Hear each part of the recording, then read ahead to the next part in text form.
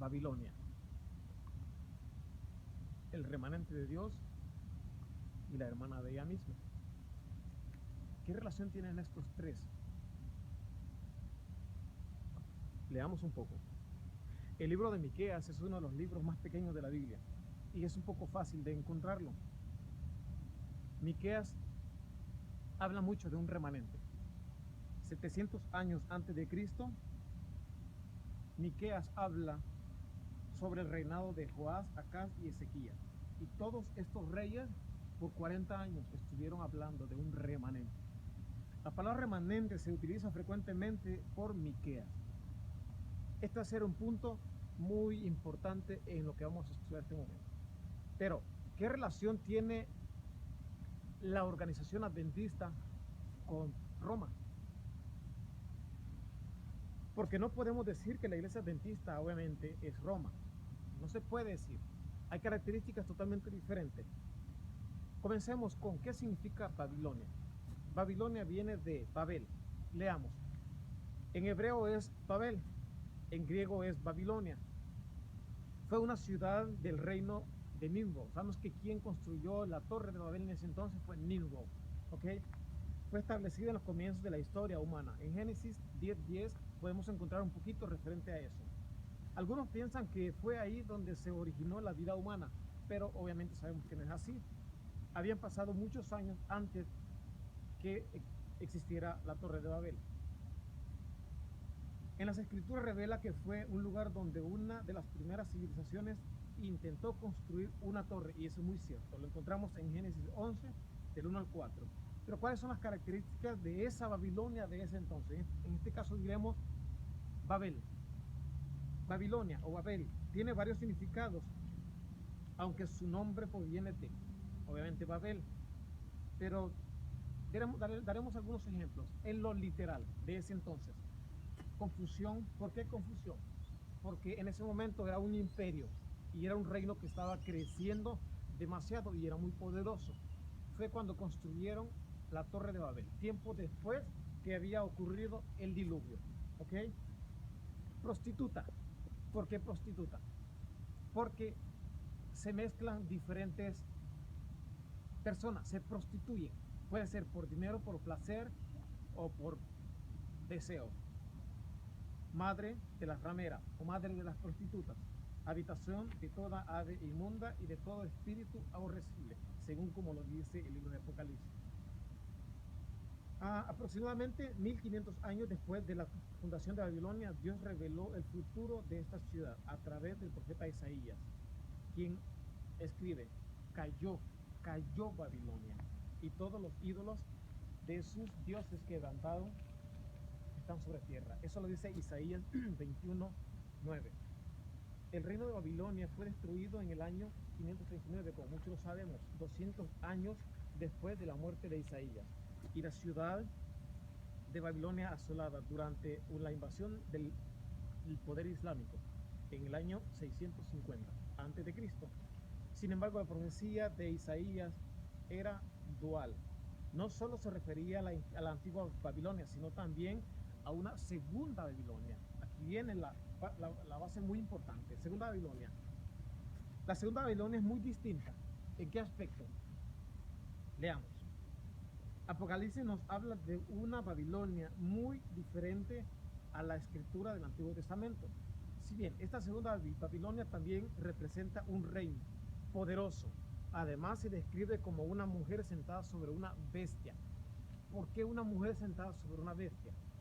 Acordemos lo que dice, que Babilonia representa una prostituta, y obviamente una prostituta es una mujer, es una ramera, es madre de todas las prostitutas o de todas las rameras.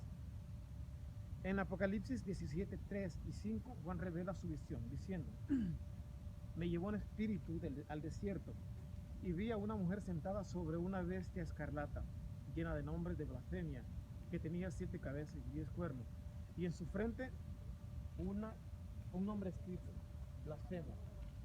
Decía: Babilonia la grande, la madre de las rameras. Esta es la segunda ramera, no la primera, no la Torre de Babel, o no Babel, porque ahí surgió prácticamente el principio. Pero el significado de Babilonia lo tendremos muy claro cuando hayamos comprendido el simbolismo utilizado en el libro de Apocalipsis. Recordemos algo muy importante. El libro de Apocalipsis y Daniel van juntos y van tan unidos que no se pueden separar para poder entender uno del otro. La bestia, una bestia de 7 cabezas y 10 cuernos, y Babilonia la grande. La verdad es que existen muchas ideas y opiniones divergentes con respecto a ese tema, y una de las razones muy importantes es que sigue siendo la misma Babilonia, diferente forma, diferente tiempo. Ok, ¿por qué no podemos decir que la organización adventista no es Babilonia?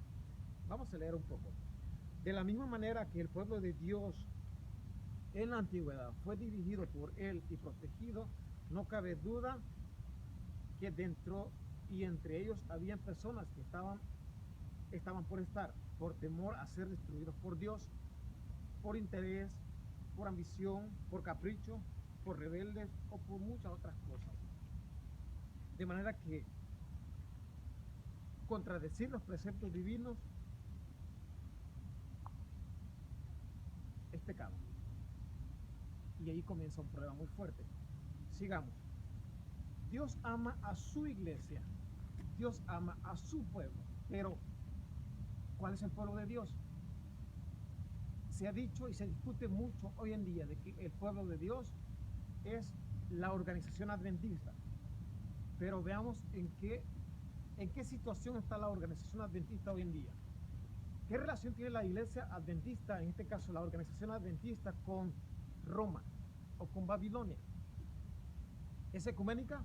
¿Se ha unido ecuménicamente? Sí. ¿Ha caído en apostasía? Sí. ¿Se ha introducido el espiritismo dentro de la organización adventista? Sí. Y es abiertamente. En sus testimonios, o sea, lo que ellos predican y lo que ellos hacen, en sus sermones, en sus escritos, en sus publicaciones. ¿Por qué la organización adventista está imitando todo lo que Babilonia hace? Entonces no puede ser Babilonia. Puede ser imitadora o puede ser la hermana. Pero cuando dice que Dios tiene un pueblo, está hablando de un remanente. Hagamos un reencuentro bien rápido. ¿Qué pasó en el monte con Elías? Elías pensó que estaba solo con los profetas de Acab, pero como sabemos la historia perfectamente, que Dios le dijo a Elías: no estás solo, hay 7,000 rodillas que no se han doblado ante Baal. ¿Era cierto? Fue muy cierto. Elías no estaba solo. ¿De dónde salió el remanente? Del mismo pueblo de Israel, del mismo pueblo que Dios había protegido de las demás naciones, y de ahí sacó su pueblo. Ahora caminamos un poquito más para la historia. ¿Qué pasa con el tiempo cuando Jesús llegó y nació y llegó, como podemos decir? La iglesia había caído en apostasía. ¿A quiénes servían los dirigentes de ese entonces? ¿A Dios o a Roma? Aunque utilizaban los preceptos divinos y los principios divinos, los dirigentes servían a Roma abiertamente, porque el punto de llamar al Hijo de Dios disidente y decir que era hijo del demonio y decir tantas cosas en contra del Hijo de Dios, estaban en apostasía. ¿Quién salió de entre el pueblo? Jesús. Jesús formó sus discípulos, Jesús formó su pueblo. ¿Con cuántos comenzó? Con 12. ¿Cuáles son las características de un pueblo o del remanente de Dios? Dice, el verdadero pueblo de Dios tiene muchas características muy peculiares y muy claras ante la vista de los que aman sus preceptos y estatutos. Pura, una iglesia pura y sin manchas. ¿Por qué tiene que ser pura? Porque tiene que estar dedicada solamente a Dios, a nadie más. Ama y guarda sus santos, pero ¿quién más tiene mandamientos? ¿Quién más ha hecho sus propios mandamientos? Satanás. Pero los de Dios son originales y son eternos. Han existido y existirán siempre. ¿Qué más? Glorifica el nombre de Dios y el de su Hijo. ¿Por qué? Jesús les dijo a los discípulos que si querían llegar al Padre, tenían que primero llegar a Él y de ahí llegar al Padre, ¿cierto? También tenemos el espíritu de profecía. ¿Cuál es el espíritu de profecía? O los testimonios, como podemos decir. En Isaías 8:20 dice que a la ley y al testimonio, si no dijéramos conforme está escrito, es porque no nos ha amanecido.